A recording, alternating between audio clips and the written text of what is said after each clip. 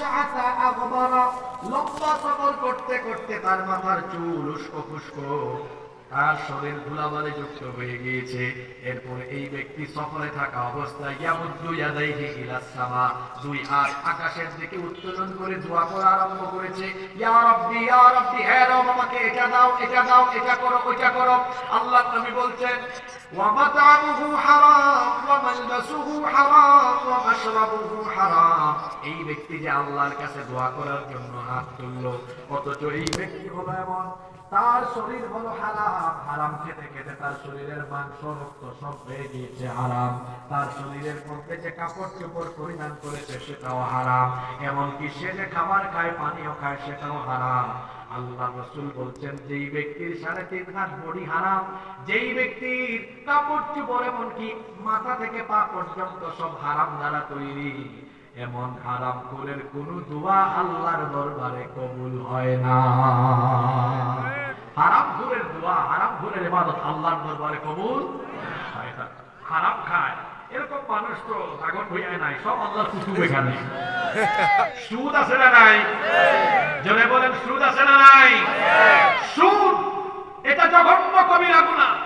সুদের 70টার বেশি গুনাহ আছে, তার মধ্যে সর্বনিম্ন গুনাহ হলো নিজের পায়ের সাথে জিনা করা।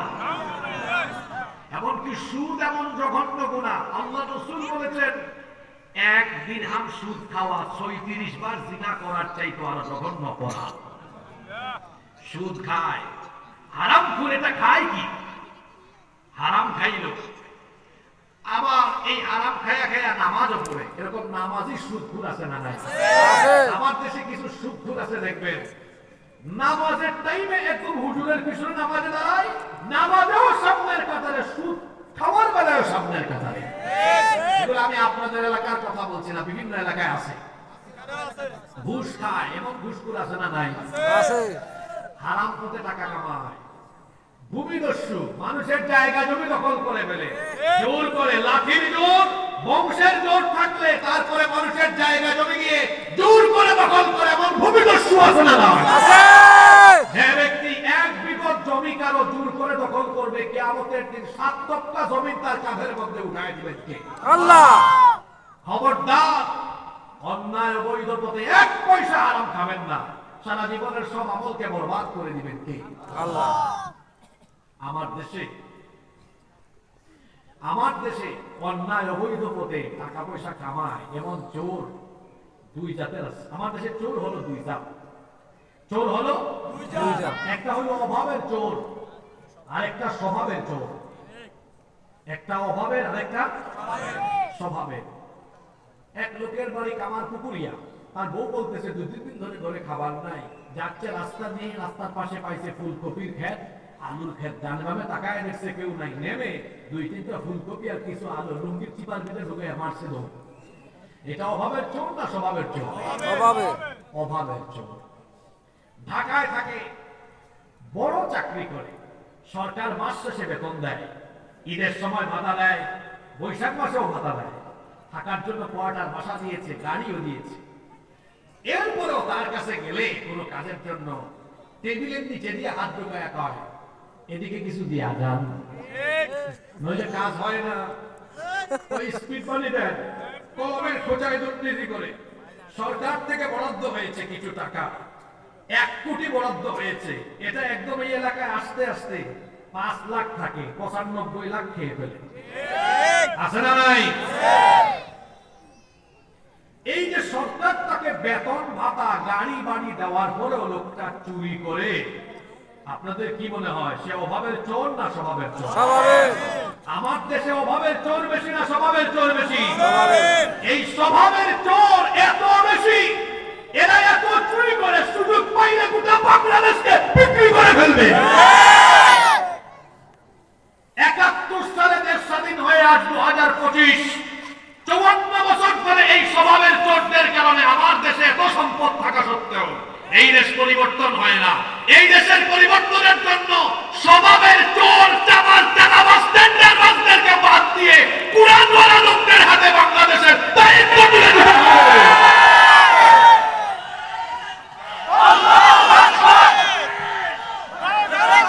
সম্মানিত ভাইয়েরা, হারাম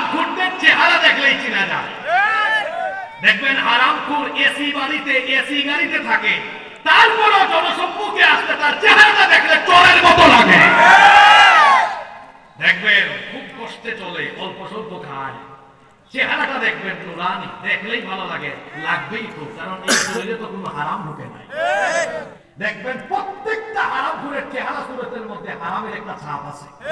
ওরে দেখতে চোর ডাকাতের মতো লাগে, ওর চেহারায় মায়া নাই।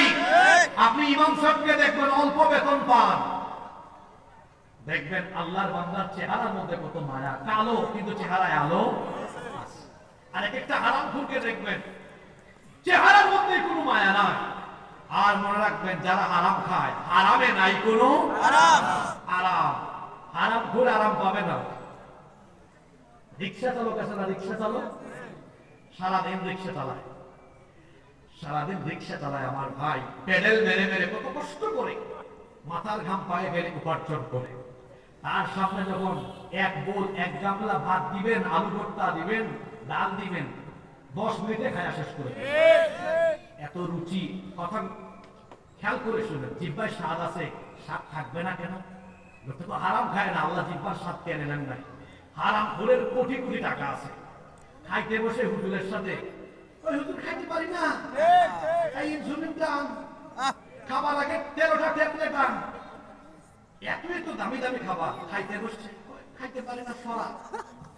এই খাবারগুলো রিক্সাওয়ালাকে দিয়ে দেখেন, এখন 5 মিনিটে পুরো টেবিল শেষ করে দেয়। ওনার মুখে রুচি, আমার রিক্সাওয়ালা ভাইয়ের মুখে রুচি আছে, এর মুখে রুচি নাই কেন? তোর মুখে রুচি থাকবে কেমনে? তুই তো কত মানুষের হক নষ্ট করে তুই হারাম খেয়েছিস, বহু মানুষের স্বাদ তুই কেড়ে নিয়েছিস, এই জন্য তোর মতো হারামখোরের জিহ্বার স্বাদ আল্লাহ কেড়ে নিয়েছে। কথা কি বুঝা যায়? আমি এই স্টাইলেই কথা বলি। তুই মানুষের জিহ্বার স্বাদ কেড়ে নিয়েছিস, তোর জিহ্বার স্বাদ আল্লাহ কেড়ে নিয়েছে।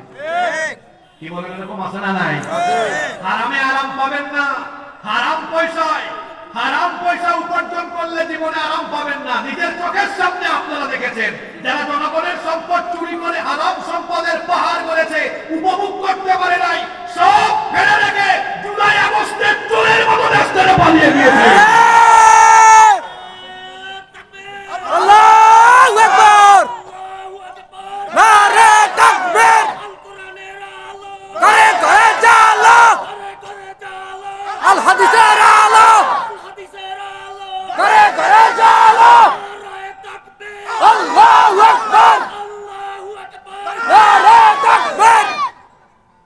আজানটা শেষ করতে দেন, তারপর আমরা কথা বলে, কেউ দাঁড়াবেন না, এখানে মনে হয় নামাজের সময় কত, আপনারা একটু 2 মিনিট সময় দিবেন তো আমাকে।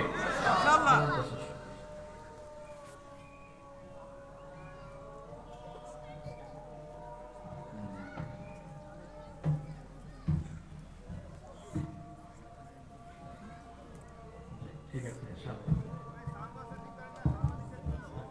না কিছু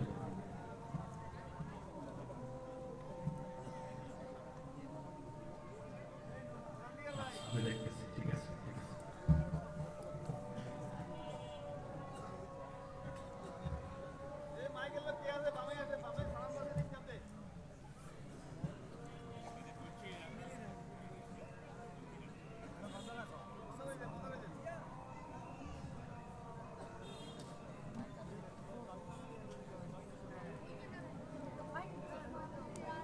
তুমি আসমানে